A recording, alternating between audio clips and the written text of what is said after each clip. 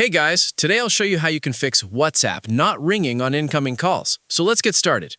If you're not receiving call notifications on WhatsApp, there are a few important settings you need to check to solve this problem quickly.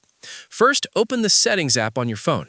Scroll down and tap on Battery, then look for Power Mode. Make sure Low Power Mode is turned off.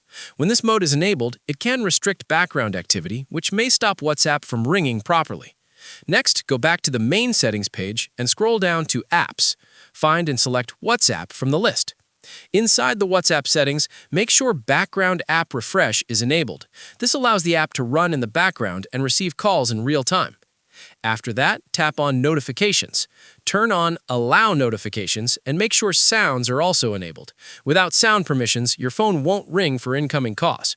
Then, open WhatsApp notification settings and scroll through the options. Make sure all call notification settings are switched on.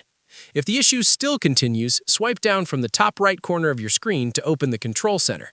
Check if Do Not Disturb mode is enabled. If it is, turn it off, because this feature can silence incoming calls and notifications.